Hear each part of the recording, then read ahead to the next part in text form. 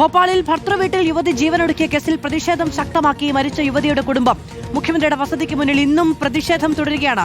അതിനിടെ മരിച്ച ടിഷ ശർമ്മയ്ക്കെതിരെ കസ്റ്റഡിയിലുള്ള ഭർത്തൃമാതാവ് മൊഴി നൽകി. ടിഷ കഞ്ചാവിനടിമയായിരുന്നുവെന്നാണ് വിരമിച്ച ജഡ്ജി കൂടിയായ ഗിരിപാൽ സിംഗിന്റെ മൊഴി. YS അഭിനന്ദ വിവരങ്ങളുമായി ചേരുകയാണ്. അഭിനന്ദ്, വലിയ പ്രതിഷേധങ്ങളാണ് ഉണ്ടാകുന്നത് എന്നതും പ്രധാനമാണ്. ഈ മരിച്ച യുവതിയുടെ കുടുംബം ഉന്നയിക്കുന്ന ആരോപണങ്ങൾ എന്തൊക്കെയാണ്?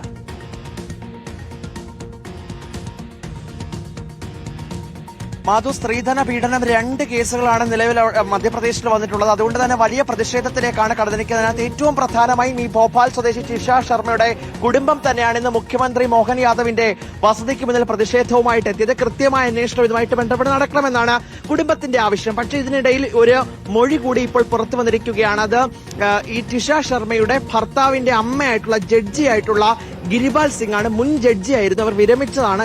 വിരമിച്ചിട്ട് 2 വർഷം മാത്രമേ ആയിട്ടുള്ളൂ. അവരൊരു മൊഴി ഇപ്പോൾ പോലീസ് നൽകിയിരിക്കുന്നതെന്ന് പറയുന്നത്, ടിഷ ശർമ്മ വലിയ രീതിയിൽ കഞ്ചാവിനടിമയായിരുന്നു.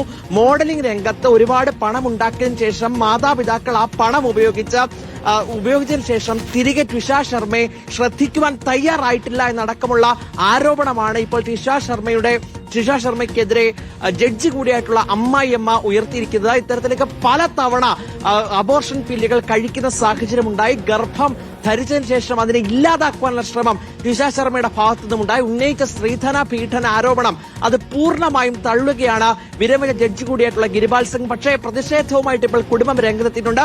മുഖ്യമന്ത്രിയുടെ വസതിക്ക് മുതൽ ഇന്നും പ്രതിഷേധവുമായി എത്തി. എന്തായാലും ഈ മൊഴിയടക്കം കേന്ദ്രീകരിച്ചുള്ള സമഗ്രമായ അന്വേഷണത്തിലേക്കാണ് മധ്യപ്രദേശ് പോലീസ് കടക്കുകയും ചെയ്തിട്ടുള്ളത്. മാധു, ശരി, YS അഭിനന്ദാണ് വിവരങ്ങൾ നൽകിയത്. ഭോപ്പാലിൽ വലിയ പ്രതിഷേധമുണ്ടാവുകയാണ് ഭർത്തൃ വീട്ടിൽ യുവതി ജീവനൊടുക്കിയതിന്റെ പശ്ചാത്തലത്തിൽ.